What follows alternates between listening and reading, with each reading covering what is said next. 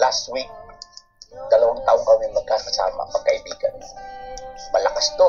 Araw-araw, Monday to Friday.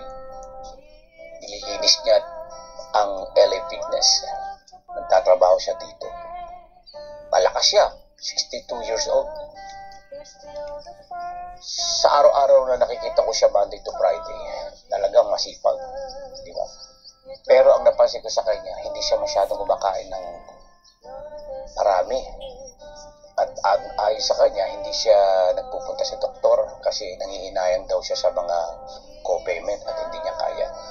Dahil iniipon niya ang kanyang mga pera sa kanyang 2 anak na lalaki at babae. So araw-araw, pag meron akong pagkain, binibigyan ko siya kasi naaawa ko sa kanya, di ba? Nagtitipid siyang maigi para daw sa kanyang mga anak. Nakikita ko sa kanya sa araw-araw na alam ko meron siyang dinaramdam sa kanyang paa, may balot na yung kanyang left foot. Meron siyang karamdaman sa paa. After 2 years ng aming pakipagkaibigan, araw-araw kami nag-uusap. Bigla siyang pumasok na mukhang may sakit. Sabi ko sa kanya, ang pangalan niya Jim. Jim, you look sick. You look pale. Ang sabi naman niya, I need to work for my children. Pero may sakit, mukhang may sakit ka, magpahinga ka muna, papunta ka sa go to the doctor.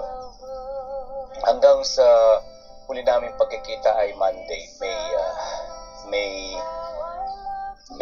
16 siguro yun.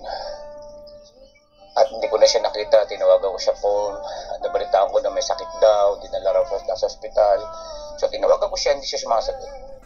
Hanggang sa pumasok ako, pumunta uli ako sa LA Fitness, May 21, 2024. May nagbalita sa akin na siya raw ay patay na. So, siyempre, nagulat ako. So, ang ginawa ko, yung kanyang daughter-in-law ay Pilipina, dahil ang kinukwento niya sa akin na yung kanyang anak ay mag-aasawa ng Pilipina. Nakausap ko yung Pilipina, nalaman ko ang tunay na dahilan. Siya pala ay hindi nagpapacheck sa doktor, hindi iniinom ang mga gamot. Siguro hindi rin masyadong nag-e-enjoy sa buhay, di ba? So to make it short, hindi siya nagpapacheck up sa doktor. Kaya nung dinala daw siya sa urgent care kasi nga nag-complain ng masakit sa katawan niya, na-find out ng mga doktor na maraming butas yung kanyang lungs at maraming virus sa loob ng katawan. So, pinilit daw siya operahan, hindi na kayanan ng operasyon. 62 years old, namatay.